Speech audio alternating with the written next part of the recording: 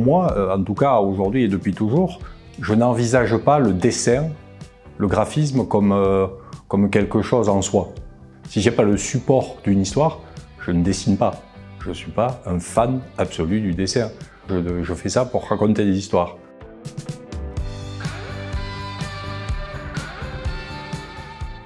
Je viens du sud de la France et je viens d'un milieu modeste.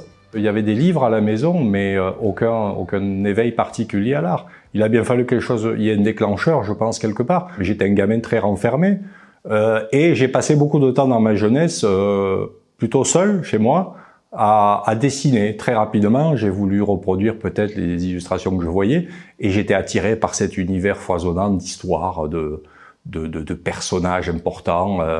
Et je l'ai retranscrit très rapidement. J'ai découvert évidemment quand même Spirou très vite, particulièrement Spirou et le journal Tintin. Ça a été vraiment les deux journaux que je lisais d'ailleurs indifféremment, tout autant l'un que l'autre. J'ai dessiné par moi-même beaucoup, au lieu d'aller jouer des fois dehors. Et j'ai jamais arrêté de dessiner. Et je pense que vers 10, 12, 13 ans, j'ai dû décider très probablement à ce moment-là de devenir auteur de bande dessinée, puisque je me rends compte que c'était un vrai métier.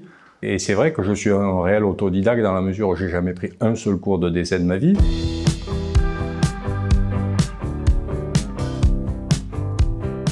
J'ai commencé à préparer mon premier album personnel sous la houlette de Jean-Claude Camano, qui était demandeur de ça. Je l'ai fait avec un auteur qui est devenu très connu, très en vogue, et qui est un vieil ami qui s'appelle Gani Jacoupi. On était tous les deux des déracinés qui vivions à Paris. On s'était rencontrés, on avait sympathisé. Et l'envie de faire une histoire, on s'est dit, mais pourquoi pas la faire ensemble? Il écrivait bien, il avait plein d'idées, il avait beaucoup de vécu. Donc on a créé Matador. Quand on fait une bande dessinée qui s'appuie sur le réel, je pense qu'il faut savoir de quoi on parle. On sait de quoi on parle en lisant des livres, avec des vraies phrases et des vrais mots, chose que je fais toujours quand je me documente sur un sujet, et aussi l'iconographie, bien sûr, qui est importante. Donc la doc, elle est nécessaire pour enrichir mentalement il faut bouffer, moi en tout cas personnellement, j'ai besoin de bouffer de l'image et de l'intégrer. Je suis pas quelqu'un qui travaille avec des docs sous les yeux. C'est clair et net, je dois être un des dessinateurs réalistes qui travaille le moins d'après-photo. Je suis prêt à faire le concours ou le championnat du monde du dessinateur qui se sert le moins de photos. Je suis pas là ni podium.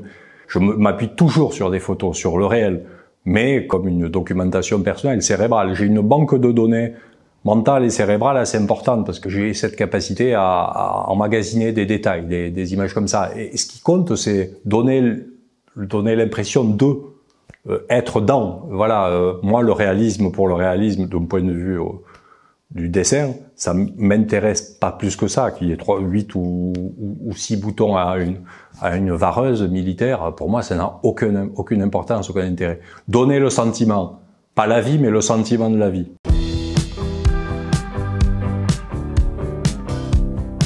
Si j'ai travaillé pendant 20 ans avec des grands scénaristes, c'est parce qu'ils ont tous lu Matador. Donc Matador a été mon album déclencheur. Et donc j'ai rencontré dans un festival Jean Dufaux, j'étais un peu timide, tout ça, j'étais impressionné, on a sympathisé autour d'une table et d'une bouteille, comme souvent avec Jean Dufaux. Et très rapidement on s'est dit, mais faut faire quelque chose ensemble. Quand Dufaux vous propose ça, vous foncez. Et puis en plus ça a donné Dixie Road. Là pareil, on a mis en commun notre passion pour la littérature, lui Faulkner, moi plutôt Steinbeck. Et on est parti, tout de suite on a trouvé le sujet, la dépression, une belle histoire. Et je suis fasciné depuis toujours par les années 30, je pense que c'était peut-être une décennie vitale. Cet antagonisme, communisme, capitalisme, Russie, Amérique. Et puis bon, les progrès sociaux, le Front populaire, les avancées sociales aussi. Pour moi, c'était même assez naturel, quelque part, peut-être une sauvegarde aussi, de me retirer d'un dessin trop réaliste, trop naturaliste. Donc, c'est après que j'ai vraiment un peu, après que j'ai continué, que je continue à me dire, j'ai eu raison de creuser un sillon et de me dire, n'essaye pas de faire comme les autres. Fais comme tu le sens, mais deviens meilleur, creuse-toi en permanence, pour devenir meilleur. C'est ce que je fais depuis 30 ans. Ça commence à payer pas mal.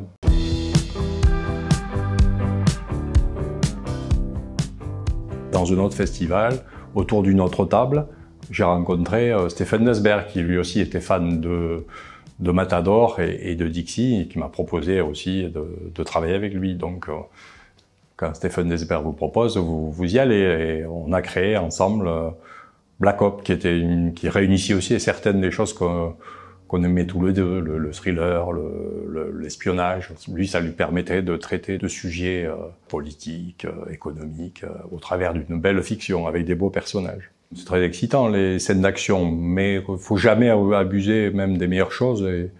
Une histoire, c'est un parfait équilibre entre l'action, la réflexion, mais c'est vrai que moi j'aime les histoires qui mêlent le muscle et le cerveau. Voilà, j'aime les écrivains qui sont des écrivains physiques, aventuriers, baroudeurs, qui à la fois sont des esprits brillants, qui savent analyser, pourquoi pas entre deux coups de poing, pourquoi ils ont mis le coup de poing. Il y en a qui donnent des coups de poing, qui n'analysent jamais pourquoi, et on peut mettre des coups de poing intelligemment. C'est symbolique évidemment, mais voilà, il faut savoir quand on mord. Pour ça, il faut avoir un esprit éveillé et légèrement éduqué. Donc moi, j'aime ça.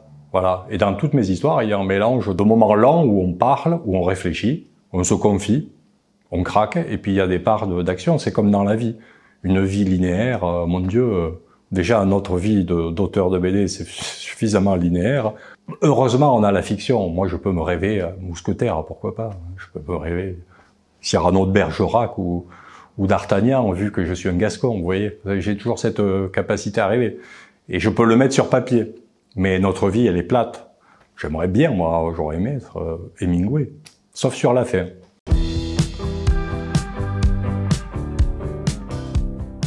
J'avais une idée en tête très forte, que j'avais envie d'écrire immédiatement, donc je me suis plongé dans l'écriture, et j'ai prévenu aussi bien Stéphane Nesberg que mon éditeur, Dargaud, que je devais faire maintenant œuvre personnelle tout de suite après Black Op. J'ai fait cette histoire sur le Sahara, sur le monde des Sahariens que j'avais découvert en lisant, là aussi un livre a été déclencheur, L'Escadron Blanc de Joseph Perret, qui m'a retourné un petit peu le cerveau, comme pas mal d'ailleurs de méharistes.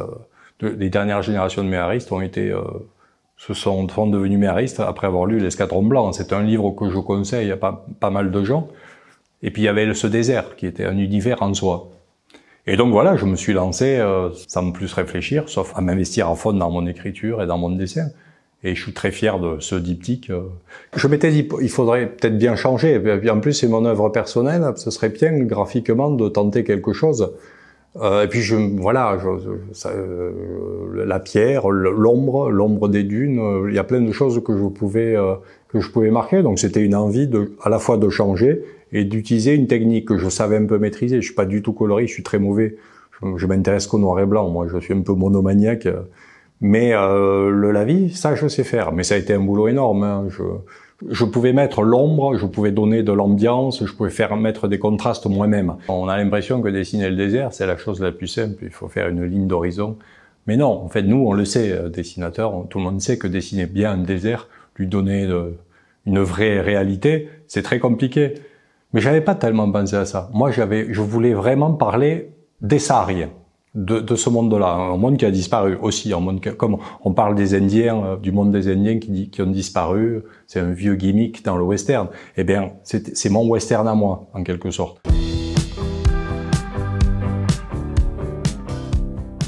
C'est un univers tellement fort iconographiquement, les grands espaces, les chevaux. C'est un truc qui est très attirant graphiquement. Je pense qu'en fait, les gens font du western pour dessiner. Pour le dessin avant tout, pour l'univers.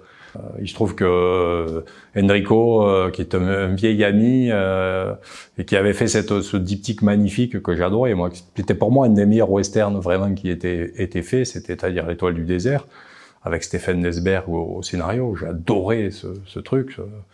Et il me l'a proposé un jour comme ça, c'était Enrico, tiens, tu voudrais le dessiner? Je lui dis, mais arrête Enrico, qu'est-ce que tu me racontes?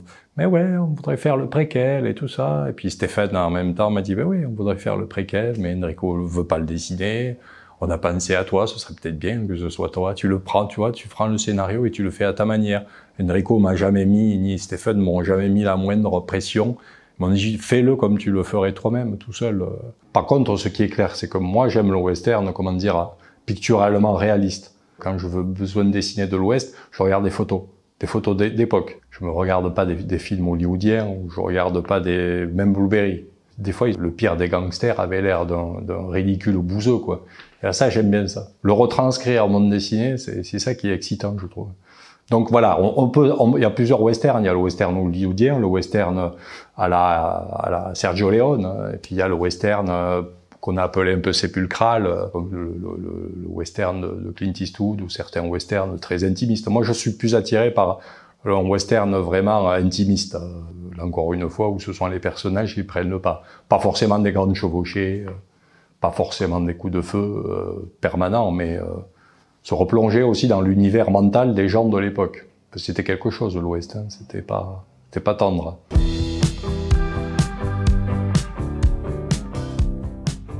J'avais envie de parler de l'aventure, un peu le retour de l'aventure avec un grand A, qui se situerait toujours un peu dans cette période bénie pour moi, les années 20-30, où on avait dépassé le stade de l'exploration, mais où on était dans le stade, faut le dire, de la domination, du colonialisme et tout ça. Moi, le sujet du colonialisme m'intéresse beaucoup comme sujet. Stéphane a eu cette idée un peu animiste de mélanger l'âme des animaux avec celle des hommes.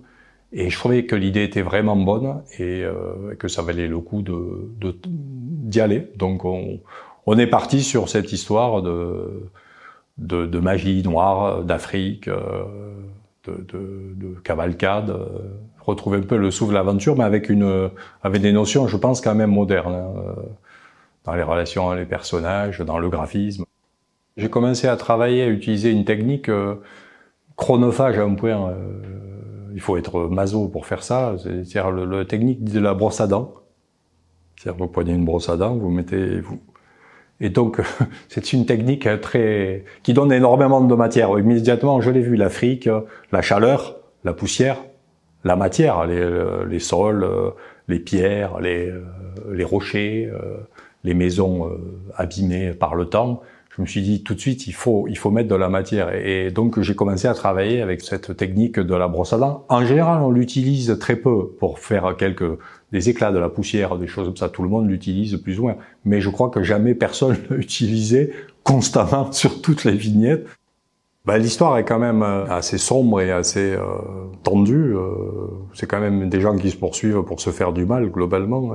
Oui, il faut retranscrire ça. Le rôle d'un dessinateur, c'est de saisir ça d'emblée à la lecture et de dire, bon, voilà, je vais toi travailler dans cet axe-là.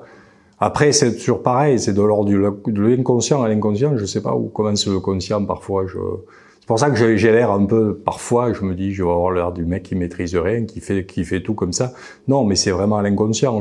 À chaque fois, il y a quelque chose de moi qui a fait la chose sans le vouloir. Mais je sais que pour un sujet, il faut mettre certaines choses. Donner de la vie, c'est ça. C'est pour ça à quoi sert d'être un super technicien du dessin si on n'insuffle pas la vie.